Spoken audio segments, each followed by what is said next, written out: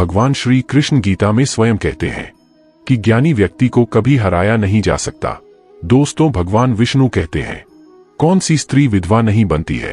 भगवान विष्णु के अनुसार कौन सी स्त्री समय से पहले विधवा नहीं बनती। आइए जानते हैं प्राचीन कथा के माध्यम से। दोस्तों, एक बार नारद जी भगवान श्री हरि विष्णु से मिलने के लिए क्षीर सागर पर पहुंचे और माता लक्ष्मी तथा भगवान विष्णु को प्रणाम करके पूछने लगे, हे प्रभु, यह पतिव्रता स्त्री कौन होती है तथा कौन सी स्त्री आपतिव्रता होती है? कौन से कार्य करने से पतिव्रता स्त्री का पतिव्रता धर्म नष्ट हो जाता है? मैं इस विषय पर जानना चाहता हूँ। कृपया आप मेरी द्विधा को दूर करें। तब भगवान विष्णु ने पतिव्रता स्त्रियों के 3 लक्षण बताए। जिस भी नारी के अंदर यह 3 लक्षण होते हैं, उस स्त्री का वंश शुद्ध होता है, उसके घर पर लक्ष्मी निवास करती है, उस नारी के पति के साथ ही पिता के भी इन दोनों कुल के लोगों को स्वर्ग की प्राप्ति होती है। जो स्त्रियां पतिव्रता होती है, वह मृत्यु के पश्चात विष्णु लोक को प्राप्त करती है। पतिव्रता स्त्री की महानता का वर्णन करते हुए भगवान विष्णु ने एक अत्यंत पवित्र कथा सुनाई है। इस कथा का श्रवण करने मात्र से ही व्यक्ति के सभी पाप नष्ट होते हैं। जो व्यक्ति ध्यान मग्न होकर इस कथा को सुनता है, भगवान विष्णु उसके 32 अपराध माफ करते हैं। इसीलिए प्रत्येक मनुष्य को इस कथा को ध्यान से सुनना चाहिए। शुरू करने से पहले आप सभी से विनती है कि इस वीडियो को लाइक करें और चैनल को सब्सक्राइब जरूर करें ताकि आपको ऐसी ही आध्यात्मिक जानकारी प्राप्त हो। दोस्तों, प्राचीन काल की बात है। मध्य देश में एक अत्यंत शोभायमान नगरी थी। उसमें एक पतिव्रता ब्राह्मणी रहती थी। उसका नाम था शैब्या। शैब्या का पति पिछले जन्म के पाप कर्मों के कारण इस जन्म में कोढ़ी हो गया था, अर्थात उसे कोढ़ का रोग हो गया था। उसके शरीर में बहुत सारे जख्म हुए थे, जिनसे सदा ही पस निकलता रहता था। अपने पति की ऐसी दुर्गति देखकर भी शैब्या ने अपने पति का साथ नहीं छोड़ा और निर्मल भाव से वह अपने पति की सदा सेवा करती रहती थी। पति के मन में जो जो इच्छा होती उसे वह अपनी शक्ति के अनुसार अवश्य ही पूर्ण करने का प्रयास करती थी। शैब्या प्रतिदिन देव पूजा की तरह ही अपने पति की पूजा करती थी और अपने मन की सभी इच्छाओं का त्याग करके अपने पति के प्रति विशेष स्नेह रखती थी। फिर एक दिन शैब्या के पति को रास्ते से जा हुई एक अत्यंत सुंदर वेश्या दिखाई दी। उस सुंदर वेश्या को देखकर उसका पति काम वासना से भर गया और उस वेश्या पर मोहित हो गया। उस वेश्या के सुंदर रूप ने उस ब्राह्मण को पूरी तरह से अपने वश में कर लिया। उसके रूप को देखते ही वह आह भरने लगा, लंबी लंबी सांसें खींचने लगा और जब वह वेश्या उसकी नजरों से दूर चली गई तो वह बहुत दुखी हो गया। अपने पति की आवाज सुनकर वह पतिव्रता तुरंत दौड़ती हुई घर से बाहर आ गई और अपने पति से पूछने लगी, हे नाथ, क्या हुआ? आप इतने उदास क्यों हो गए? आपने लंबी लंबी सांसें कैसे खींची? आपको जो भी कष्ट है मुझे बताइए। जो भी कार्य हो आप मुझे बताइए, वह मैं पूर्ण करने का प्रयास अवश्य करूंगी।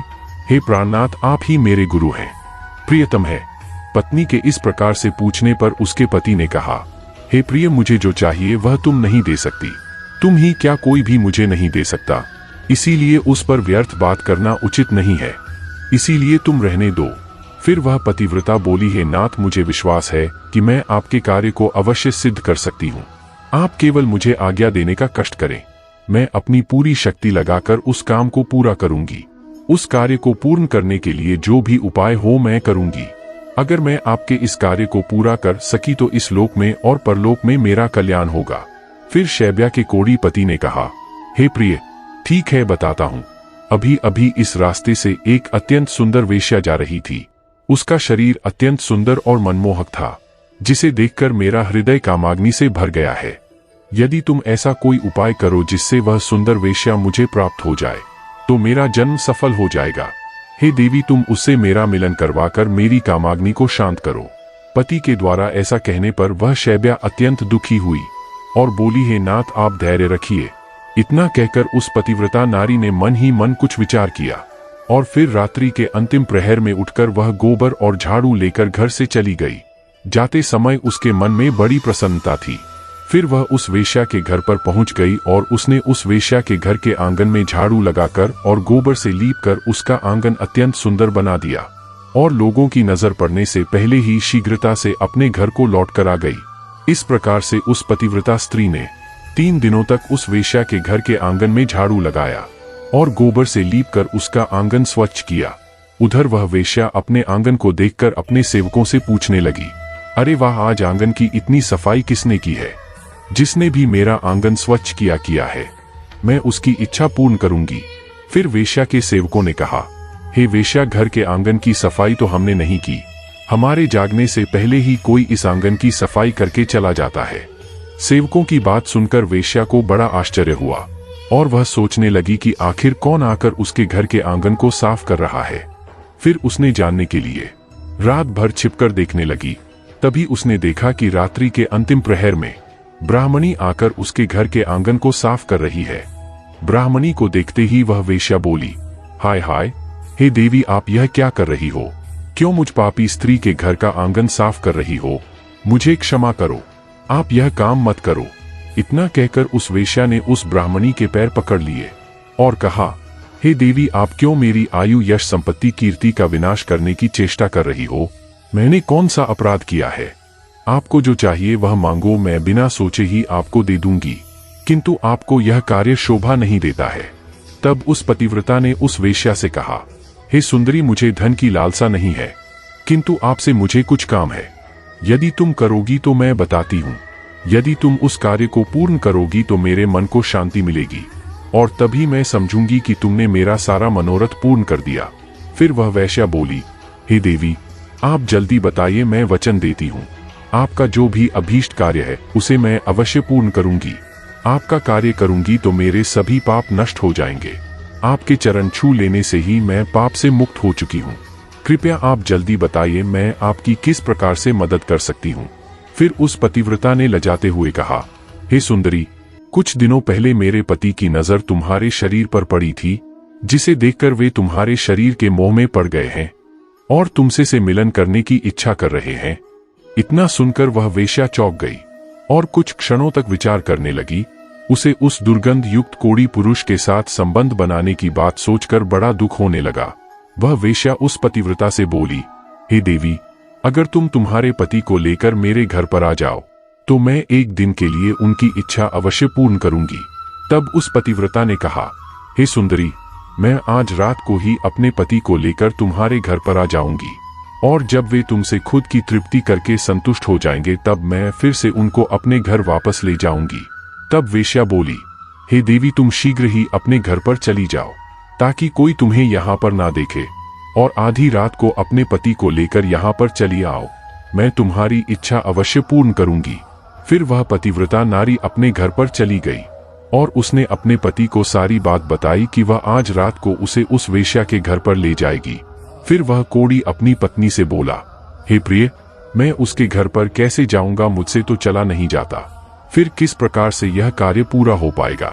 तब पतिव्रता बोली, हे प्राणनाथ, आप चिंता ना करें, मैं आपको अपनी पीठ पर बिठाकर लेकर जाऊंगी और जब आपका कार्य पूर्ण हो जाएगा तब आपको वापस ले आऊंगी। इतना सुनकर वह ब्राह्मण बहुत खुश हुआ और अपनी पत्नी से बोला, हे कल्याणी, तुम एक महान नारी हो, तुमसे मैं अति प्रसन्न हूँ। तुम्हारे कारण मेरा कार्य पूर्ण हो जाएगा। तुमने आज जो काम अपने पति के लिए किया है, ऐसा काम संसार की कोई नारी नहीं कर पाएगी। हे देवी, तुम धन्य हो। फिर रात हो गई और वह पतिव्रता ब्राह्मणी अपने पति को पीठ पर बिठाकर लेकर जाने लगी। रास्ते में एक जगह पर परम तेजस्वी मांडव ऋषि को गलती से चोर समझकर राजा ने शूल पर चढ़ाया हुआ था। वह शूल मांडव ऋषि के आर पार गया था, किंतु फिर भी वे जीवित थे और अपनी तपस्या में लीन हो गए थे।